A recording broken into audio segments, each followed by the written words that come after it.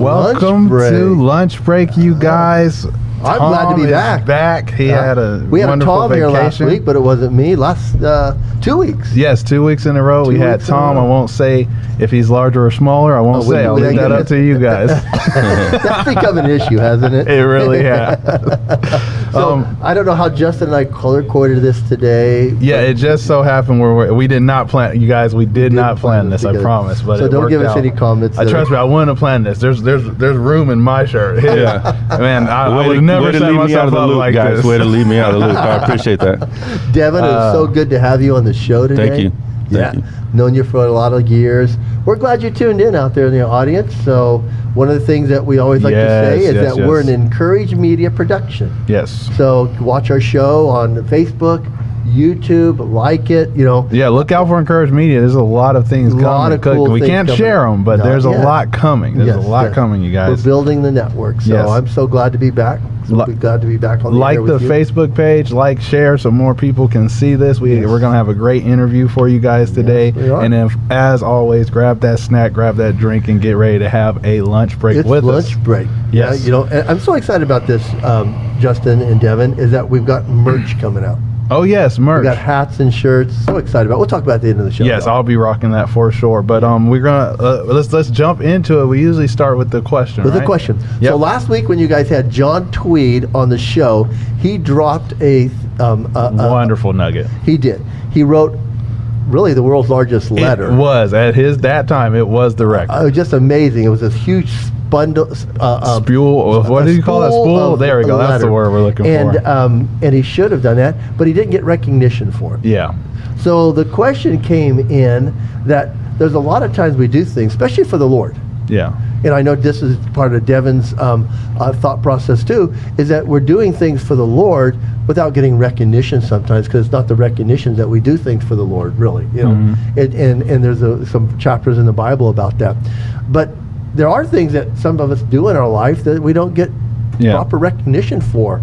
And I think that as John did that, there's a lot of things that I've done, and one of the things that a lot of people don't recognize is I've been told that I'm kind of the grandfather of the HIIT workout system, high intensity training.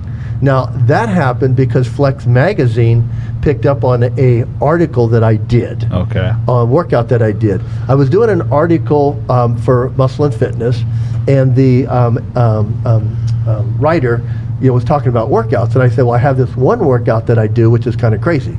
And he goes, what is it? And I says, it's hundreds. And he goes, well, how do you do it? I go, you perform 100 repetitions of an exercise. He goes, straight? I go, that's the idea. And he goes, well, how much weight you can do? Well, the idea is to lift as much as you can. We got to remember back then I was drug-aided and things like that, and it was a big monster. So we used a lot of weight. So I think that Mike has a picture there that was on the front page of Flex Magazine. It says Tom Touchstone reveals incredible 300 rep program, because you did 3 exercises per body part, but the idea was to perform 100 reps. And so he started getting fascinated in it because we were doing an article. I think we were doing an article on biceps. And he goes, I want to do an article on hundreds. So this where they unveiled this workout that we did. There's a couple pictures that went along with that article. It's coupled there, and Mike can bring them up. And then there's one of them that was implanted in the article. I'll post the article from the original Flex Magazine.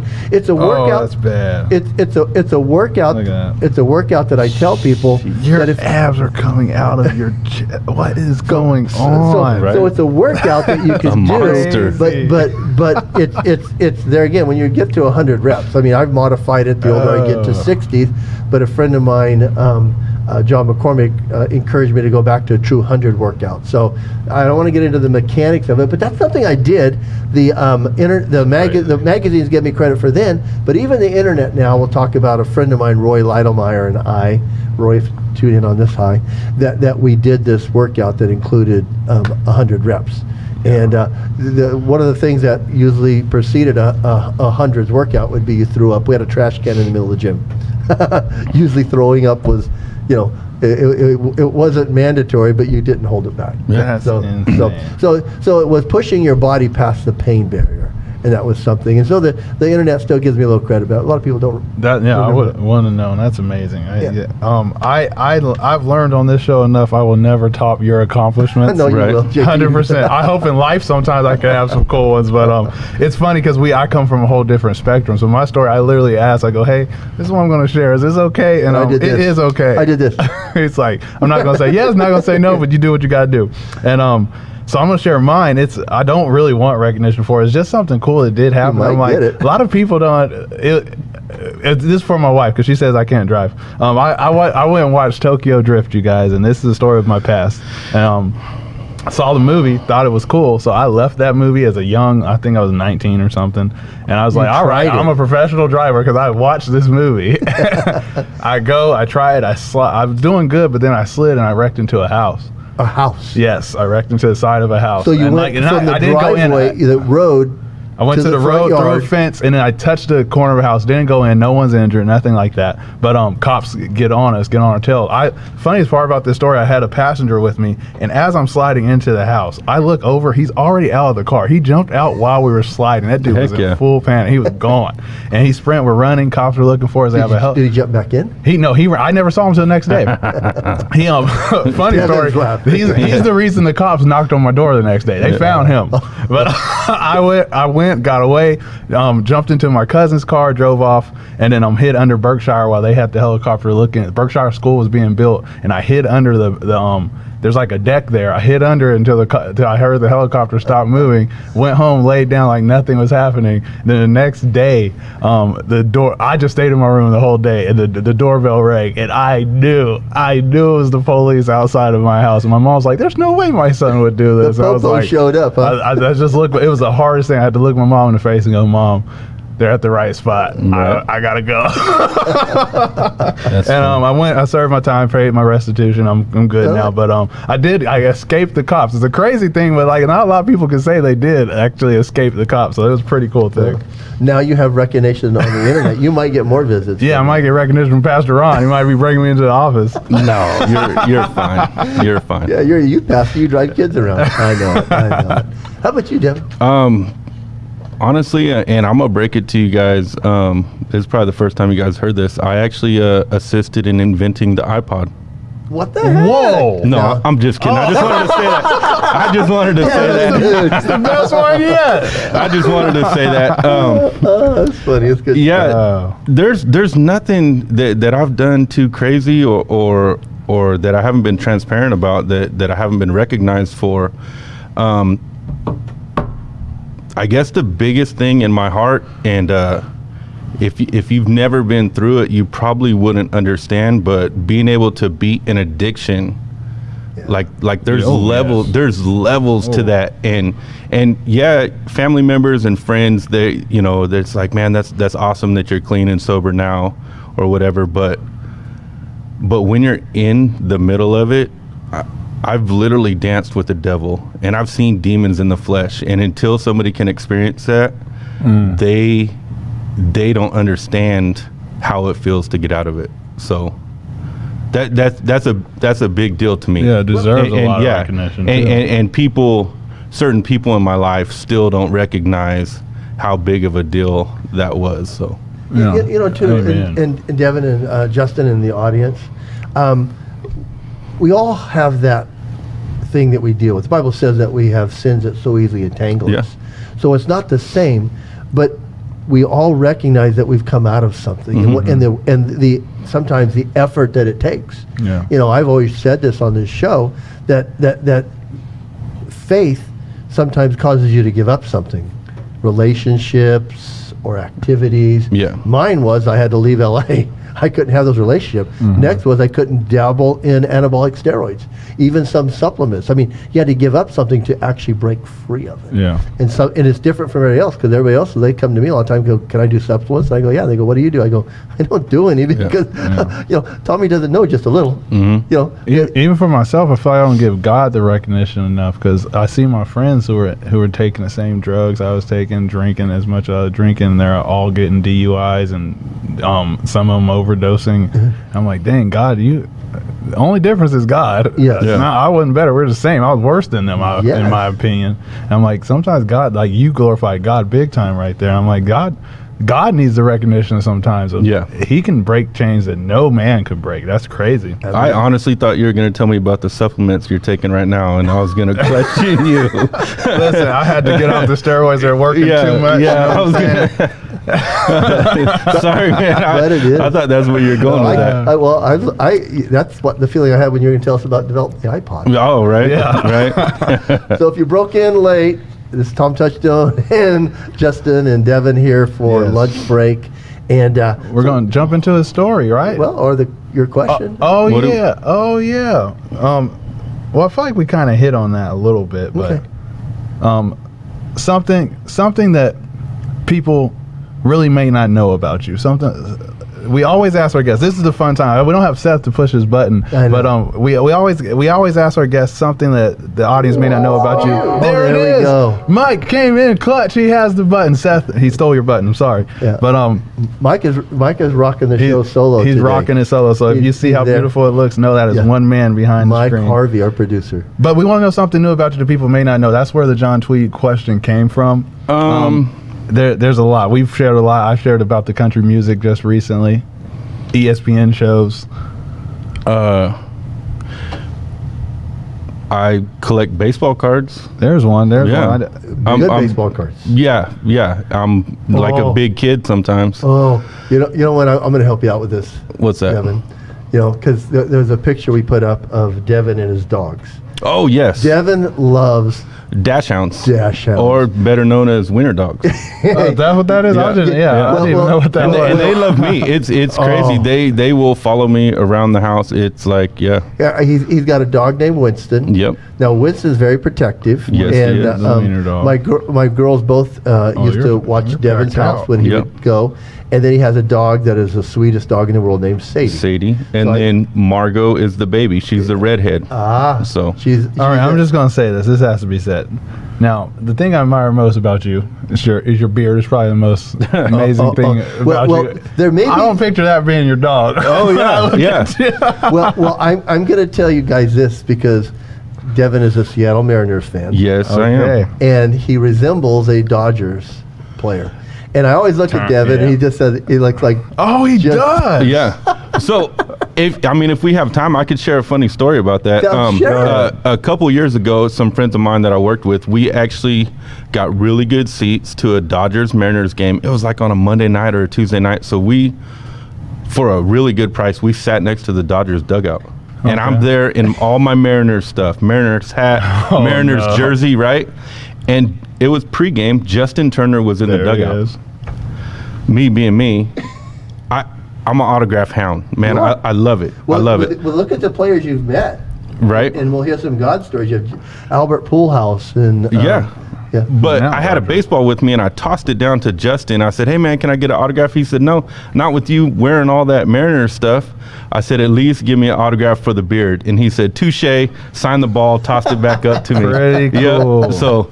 Even though I wasn't a Dodger fan, he still signed for me. It was pretty awesome. If you're a non-baseball fan, look up Justin Turner and you will understand exactly what we're talking about. My wife didn't get it till one day we were watching the Dodgers in the World Series last year. She goes, "Can I say that there's a Dodger player that looks like?" I go, "Devin Radney." Yes, exactly. Yeah. So it is. Now that we're talking about baseball. Yes, perfect. Talk about baseball because I think that's something that people don't know. I mean, people that are going to Valley Bible Fellowship, a lot of people know you. Most of the people, and I will say this, Devin is probably one of the most effective men's ministry voices that I've heard. Mm-hmm. He works with the Journey Group. I've seen him speak to 200 and 300 people in the Journey Group. I've seen him lead a group of 35, 40 people at a Journey Group. But so as he does that, a lot of people don't know about your baseball background. My baseball background, where I'm at now compared to where I was before, I'm in a good place. But all through growing up, I played on some scout teams for some pro teams. Ended up going to college playing baseball, and I really thought that was going to be the avenue that my life would go. Ended Your up hopes getting, and dreams were there. Obviously. Ended up getting hurt my freshman year, and that's when I turned to something else. I started smoking pot. Yeah. After I injured myself in baseball, and I ended up coming back to Bakersfield.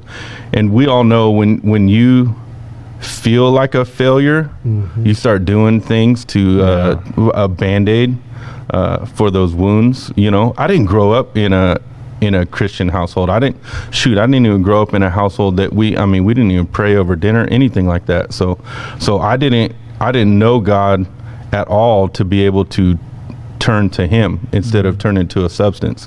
And I'm a And firm. that's a big thing for the audience. Yeah, absolutely. And I'm a firm believer that pot is, it's, the term is gateway drug, you know, but it opens doors and stuff for other things, which is the more serious drugs. Yeah, 100%. I'm a testimony that I tell people it is a gateway, because I would drink all I wanted. I would never touch a drug. And now finally, people over the years convinced me weed is natural, this and that. I'm like, okay, I'll try weed. And then you get addicted to like the head change of a high. And I was like, all right, I'll do ecstasy. And I did ecstasy. And I was like, all right, I'm going to try cocaine. And I ended up doing all these things that weren't even in the realm of possibility for me.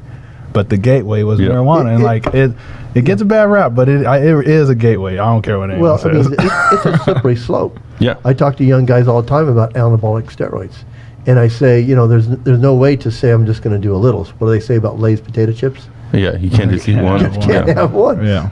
So Devin, in that transition, was it kind of like a hope and dream that maybe was extinguished? Like, what's next? I don't even know if it was extinguished. It was more of I felt like a failure. And he talked about the head change. It wasn't the head change for me. It was the escaping what my life really was, the reality of my life. You know what I mean? Because I felt like a failure. I came back to town, started working in the oil fields, which back then, it wasn't a cool job, It was one of those jobs that you heard about.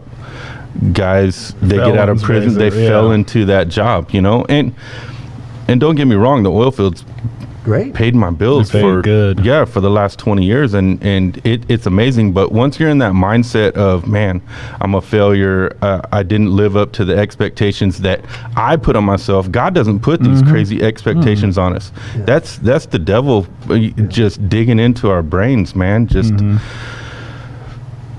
God's expectation is just to love Him and do what's right in His eyes, and continue to do that, And anything besides that is not from Him.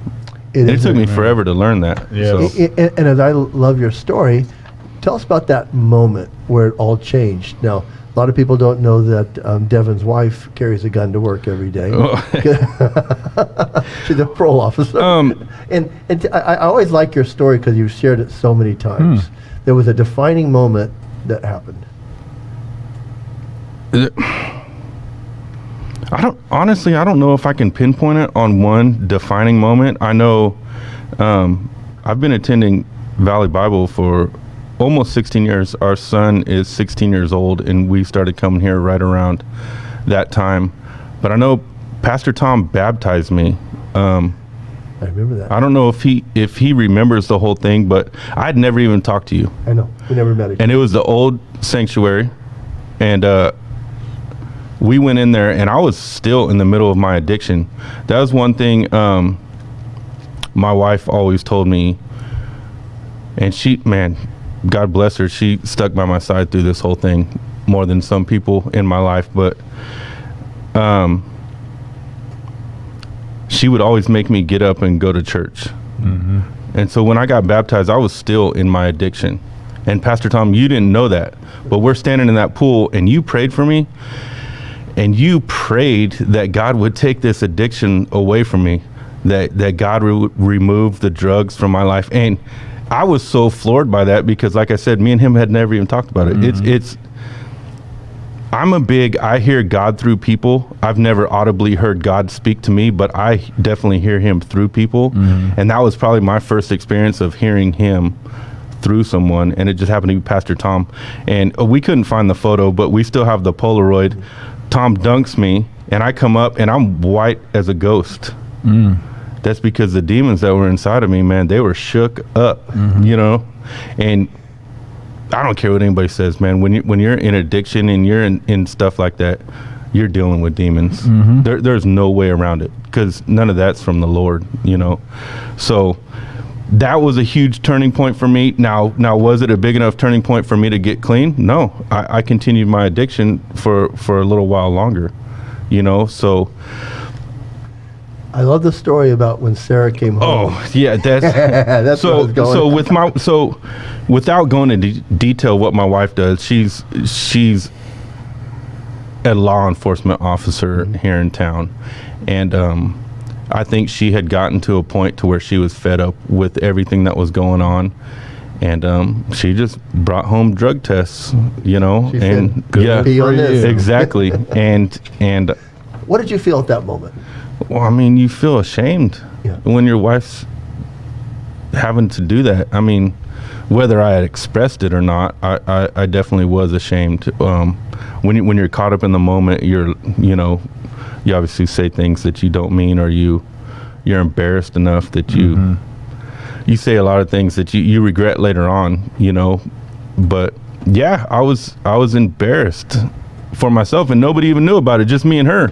But I was still embarrassed that that's what we were dealing with, and it was nobody's fault but my own. That's the hardest thing. I see addicts now. It's like, if you're gonna change, it's on you. The three of us, we could go grab an addict off the streets right now, but if that person is not willing to change what they're doing in their day-to-day life, or what they're doing with the people that they're surrounding themselves by, or just in general, everything that's going on with them, then they're not going to change. We can lock them up in a room for 30 days, but as soon as that 31st day hits, they're going to go right back to what they're doing. Takes a heart change too. Exactly. Walk us through what did make the change, Devin. So you have a day where God spoke to you in the baptism.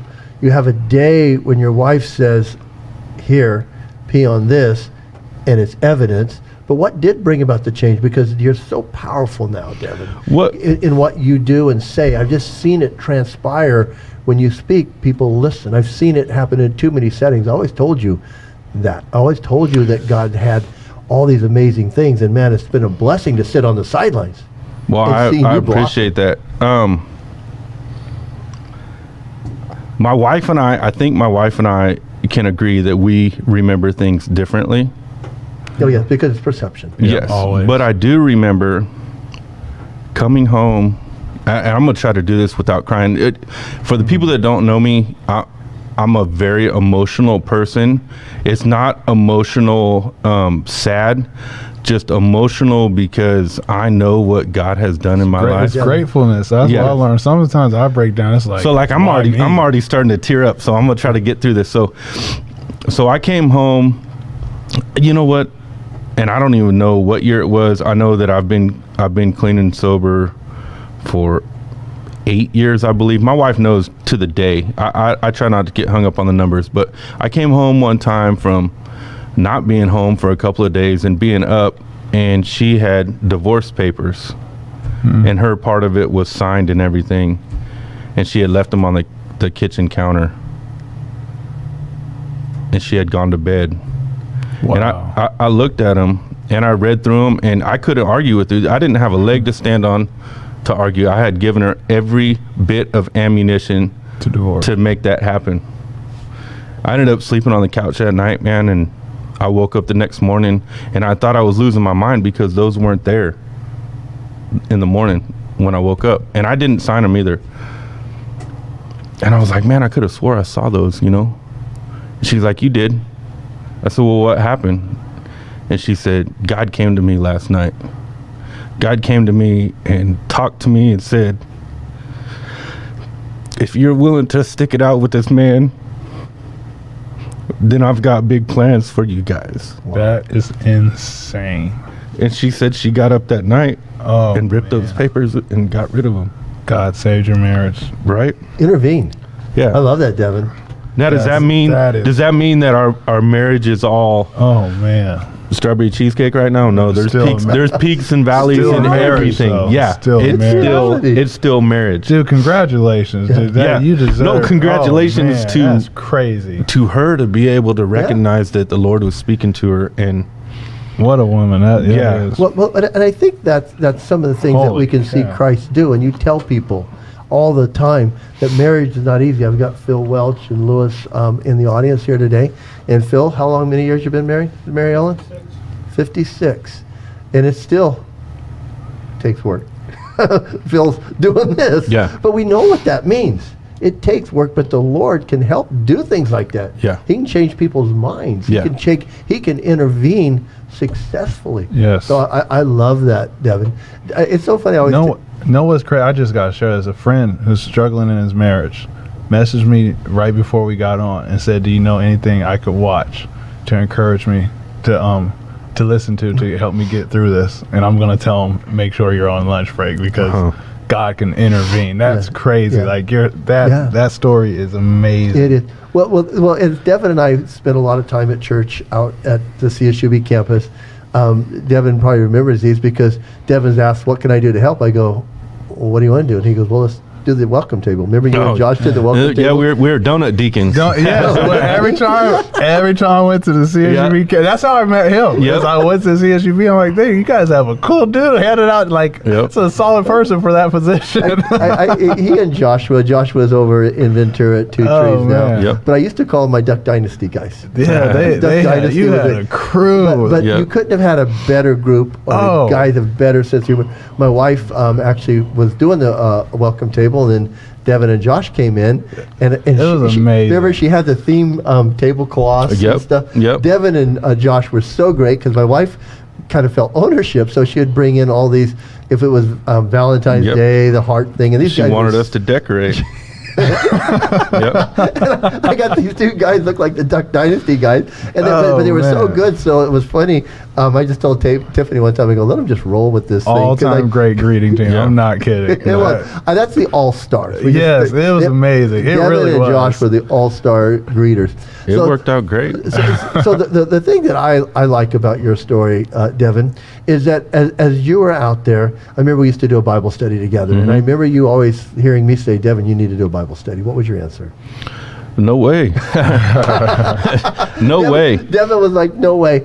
But he finally stepped out. Yep. And he did this journey group. And how many guys did you have come to the journey group? You know what? I went there one time and counted 35. Yeah, it was up and down, just like with marriage. You have peaks and valleys when you do stuff like that. Yeah. Some weeks you're on fire with the amount of people that show up, and other weeks it's not. You know, life gets in the way sometimes. Yep. That's I'll be the first to admit when you're following the Lord, just keep plugging away, but don't forget about what's important on earth to you, whether it's your family and your loved ones, because sometimes I think we can put that to the side. God wants a happy medium with all of that. Well, it has to be balanced. Yes, absolutely. I'm working on a breakup session for the men's retreat we're doing here at Valley. I think it's August 10th. I think that's it. September 10th. September 10th. But it's a three-legged stool. You have to have a balance. And I talk about the physical, mental, the personal, and then the spiritual. Because if any of those legs are out of balance, the stool doesn't work. Yeah. But Devin, your role in the journey group has increased, hasn't it? I mean, I've seen you speak in large gathering segments, small gathering. I know you're very involved with the Sully business, and you do a table leader. But I remember, because I like to go and celebrate. Sometimes I'll look at stuff Devin does or things like that, and I'm like, yeah. You know, it's just like I like to see people blossom. So I'll show up when Devin's doing something, but I'll remember one time that Les Percy was giving you credit at a small gathering that I just popped in on, and he basically said that when they looked over, there was a young man. They realized when he was at Devin Radney's table that he would be okay. Yeah. And there was a true testimony of that because they were looking around, man, they were worried about this young guy. And they saw Devin at the table as the leader. Yeah. They said, oh, he's okay because he's with Devin. So that's you can go from a low. You can go from that. And then God just says, let me get involved and I'll let your gift, even if you don't know what your gift was. Yeah. You know, I'll bring you before kings. And I think that, Devin, I think that's what's true. But tell us about that, how you got involved and still what you're doing to this day. Well, I'll be honest with you, Nate West, a lot of us know Nate. Yeah. He was the one that got me involved in the Journey group, and I fought it. He was there a year or two before I was, and I fought it, because I don't like, a lot of us don't like to step out of our comfort zone. Yes. I think all of us. Yeah. Yes. Yeah. If everybody admits it or truthful. I finally took him up on his offer, and at that time he was leading the group with a couple other guys, and I went through the Journey, and I fell in love with it. And I was asked to lead the following year and ended up doing that. My wife and I have done the couples group, the Solely Business, which is an all men's retreat.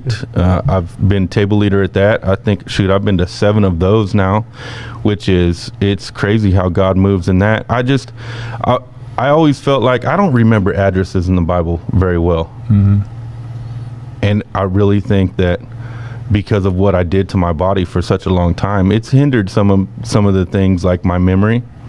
So I've always felt less worthy to be able to do stuff like that, because we all know those guys that are like, oh yeah, Genesis 5:2, this is what it says, boom, boom, boom, boom. And I'm like, man, he's a Bible guy. Yeah. John Tweed too. So I would beat myself up for it, and I was probably the hardest on myself compared to anybody else, but it's all worked out. So what would you tell the audience if they find themselves in a position like that, Devin? You just do it. Yes. Just do it, because you're not going to know how you feel about something until you actually give it a try.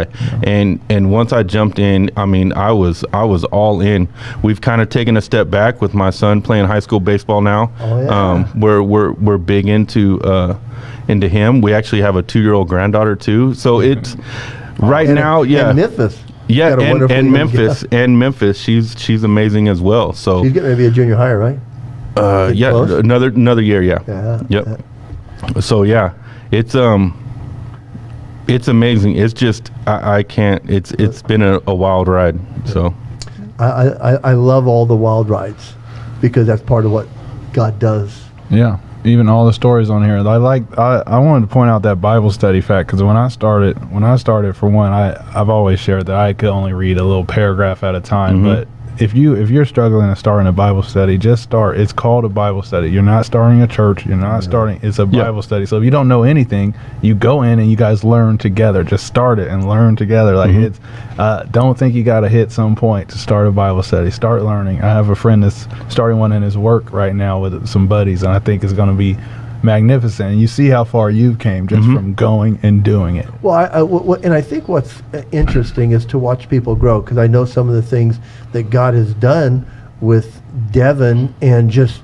with his son being a great baseball product, and then getting into BCHS. Yes. And the God stories that happens there, and the involvement and the level that you guys are plugged in there now. And just so when you see these happen, you're always saying, man, God is real. Yeah. He is Can't deny doing it. things. Anything, Devin, you want to leave the audience with that maybe we haven't talked about? Your wife, I know you got a wonderful wife, got you're a grandfather, which you're a young, handsome, young man. You're a grandfather. Yeah. That's a cool granddad. That's There again, he even started a ministry called Jesus Junkies. Yeah, that kind of when Josh, so he was talking about Josh Summers, that he's over at Two Trees now. He moved to Texas a couple years, it's probably been 5 or 6 years ago, to follow his career, and we kind of put Jesus Junkies on the side after that happened, because it didn't feel right without all the same people involved in it. But yeah, that was definitely amazing. That started to grow. It grew big enough that we actually rented a building at a Pentecostal church to hold our once a week Bible study. Really? Like, it got that big. Yeah, and I think Pastor Tom came over there one time just to see what it was about. Yeah, it was cool. I mean, it was a bunch of guys that loved each other. We were doing outreach. We would go to the skate parks, man, just set up free hot dogs and hamburgers, and we were giving away money for best trick and just telling kids about the Lord. Like that was a crazy couple of years doing that. Cool. If I can leave you guys with something,